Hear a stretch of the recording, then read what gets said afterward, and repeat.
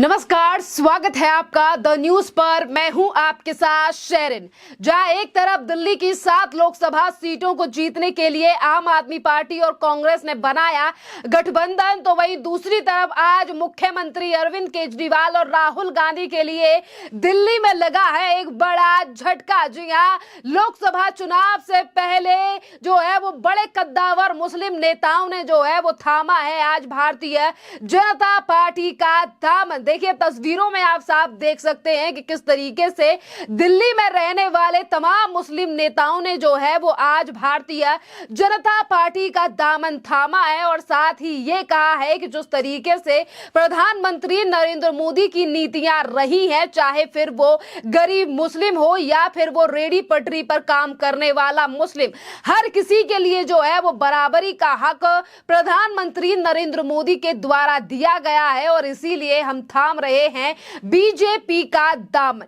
ये बड़ा झटका मुख्यमंत्री अरविंद केजरीवाल और राहुल गांधी के लिए इसीलिए है क्योंकि कई हमारे देश में ऐसी पार्टियां हैं जिनके ऊपर तुष्टीकरण को लेकर लगातार आरोप लगाए जाते हैं और हमेशा तुष्टीकरण कर कर एक विशेष समुदाय का वोट लूटने का प्रयास भी इन लोगों की तरफ से किया जाता है। देखिए, जहां एक तरफ लोकसभा चुनावों को जीतने के लिए जो है वो हर बार आम आदमी पार्टी या फिर कांग्रेस जो है वो मुस्लिम चेहरों को आगे करने का प्रयास करती है, पर आज देखिए कि किस तरीके से दिल्ली में जो है वो तमाम मुस्लिम नेता जो है वो प्रधानमंत्री नरेंद्र मोदी की नीतियों के चलते आज भारतीय जनता पार्टी का दामन थाम रहे हैं। और देखिए, आज जो दिल्ली बीजेपी में तमाम मुस्लिम नेताओं ने जो है वो बीजेपी का दामन थामा है और उनकी तस्वीर जो है वो आप साफ देख रहे हैं कि जिस समय पर इन तमाम मुस्लिम नेताओं ने बीजेपी का दामन थामा है, उससे यानी कि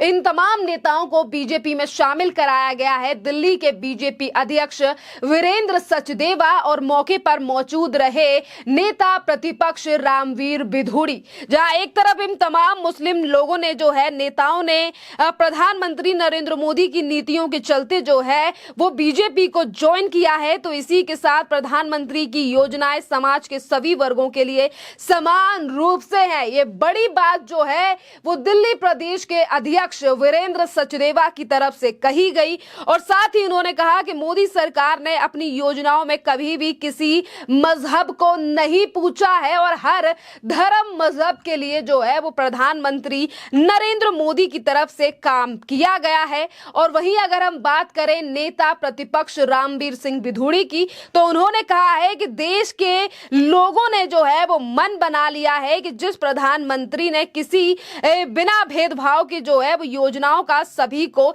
लाभ दिया है, उसे फिर एक बार उसी प्रधानमंत्री को जो है वो कुर्सी पर बिठाना है। ये बड़ी बात जो है वो नेता प्रतिपक्ष यानी कि रामवीर सिंह बिधूड़ी की तरफ से ये तमाम बातें कही गई हैं। और अब मैं आपको बता दूं तमाम बड़े मुस्लिम नेताओं के नाम जिन्होंने आज भारतीय जनता पार्टी का दामन थामा है और जो दिल्ली के कोने कोने से आज भारतीय जनता पार्टी के दफ्तर पहुंचे और उन्होंने भारतीय जनता पार्टी की सदस्यता को जो है वो ग्रहण किया। देखिए, भारतीय जनता पार्टी की सदस्यता को ग्रहण करने वाले और स्वनिधि योजना और मुद्रा योजना के लाभार्थी जो लोग हैं, आज उन्होंने हजारों की संख्या में भारतीय जनता पार्टी का दामन थामा और जो उनके लीडर यानी कि जो बड़े मुस्लिम नेता रहे उनका नाम है मोहम्मद हैदर अली, अनीसुर रहमान, नैयर अब्बास, असलम खान, इशरार खान, शेख मोहम्मद इकबाल, मोहम्मद जहीर,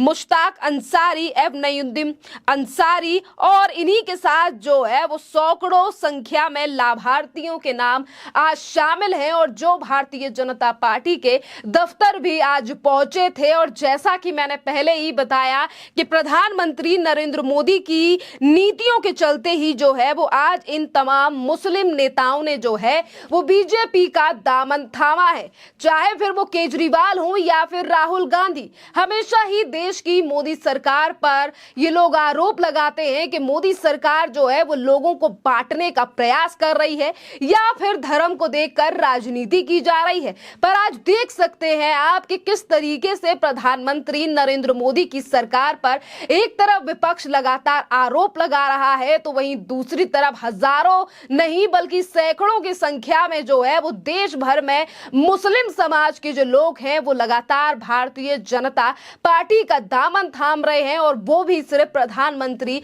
नरेंद्र मोदी की नीतियों के चलते। एक तरफ इन तमाम मुस्लिम नेताओं को जो है वो आज सदस्यता ग्रहण कराई गई है, और इसी के साथ क्या कह रहे हैं दिल्ली के अध्यक्ष वीरेंद्र सचदेव, जरा नजर डालिए इस पूरे प्रकरण को लेकर क्या कह रहे हैं अध्यक्ष। मैं हमारी पार्टी को ज्वाइन करने वाले सभी भाई और बहनों का मैं अपनी पार्टी में स्वागत करता हूं।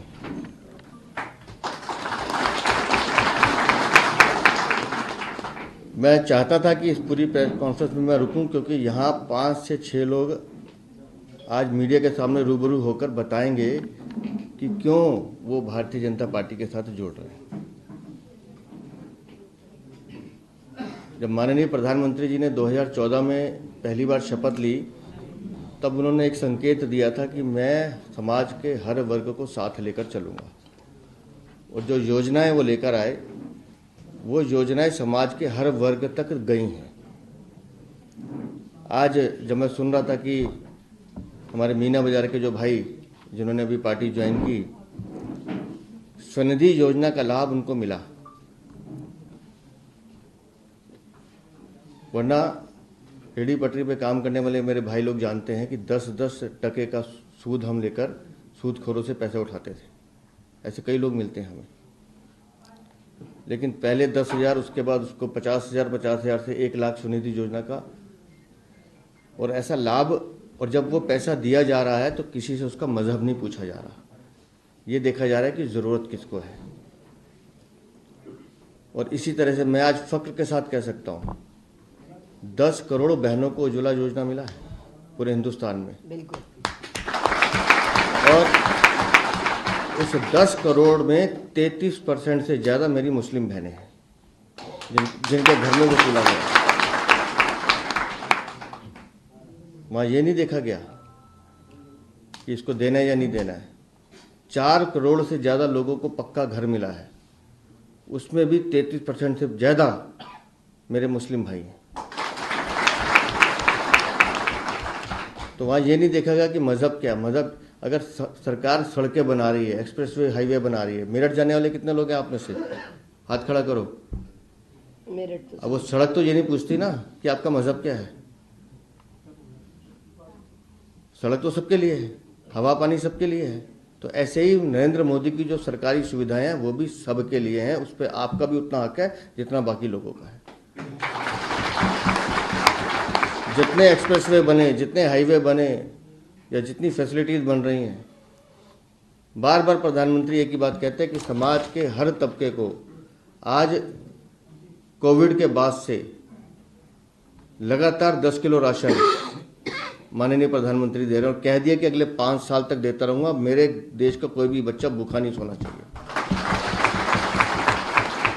अब उस राशन पे तो नाम नहीं लिखा कि ये हिंदू है, ये मुस्लिम है, ये सिख है, ये ईसाई है। जिसका कार्ड बना है वो उसको मिलेगा। तो मैं थोड़ी सी, मुझे मसरूफियत है, नहीं तो मुझे बहुत अच्छा लगता है आप लोगों से बात करके। आज जितने भी लोग इस परिवार में आए, मैं हाथ खोल के, दिल खोल के आपका स्वागत करता हूँ। इंशाअल्लाह भारतीय जनता पार्टी जिंदाबाद, जनता पार्टी जिंदाबाद, नरेंद्र मोदी जिंदाबाद, नरेंद्र मोदी जिंदाबाद, जिंदाबाद, जिंदाबाद। ओ भैया, आज जब मैं मीना बाजार की बात सुन रहा था, मुझे नहीं पता, आप लोगों को नहीं मालूम होगा, मेरा बचपन वहीं बीता है। मेरी पैदाइश सीताराम बाजार की है, और जामा मस्जिद की सीढ़ियों पर बैठ के हम खेला करते थे। बचपन में गाने सुनने का शौक था, तो मीना बाजार के सामने 2 कैसेट की दुकानें होती थी। मुझे नहीं पता अब हैं कि नहीं है। तो हम सीताराम बाजार थे, वहाँ जाके कैसेट लेने जाते थे, और जब मूड हुआ जगत सिनेमा पर जाके पिक्चर देख लेते थे। अब जगत भी बंद हो गया। और वो कल्लू पहलवान है, वो जिनकी रबड़ी बड़ी मशहूर थी, क्या था, काले, और उसमें मटिया महल बाजार में अंदर जाके, क्या नाम था, नहीं कबाब की बात नहीं कर रहा यार, वो कल्लन स्वीट, हाँ है अभी, हाँ उसकी वो रबड़ी बहुत खाते थे हम। तो मतलब वो जो गंगा जमनी तहजीब मेरे तो खैर खून में है, हमने तो इसको जिया है इस चीज़ को। लेकिन अभी जो मेरे भाई बहन यहाँ के अपनी कहानी भी बताएंगे और आदरणीय रामवीर सिंह विधुड़ी जी भी अपनी बात रखेंगे। मैं फिलहाल आपसे विदा लेता हूँ, लेकिन जल्दी आप लोगों के बीच में दोबारा से आप सबको बुलाऊंगा, फिर बैठेंगे। तो देखिए, जैसा कि अध्यक्ष वीरेंद्र सचदेवा ने कहा है कि प्रधानमंत्री नरेंद्र मोदी की नीतियों के चलते आज देश जो है वो आज एक सुर में बोल रहा है कि फिर एक बार मोदी सरकार। चलिए, इस पूरे मामले पर आप लोगों की जो भी राय हो, आप भी हमें कमेंट कर जरूर बताइए। धन्यवाद।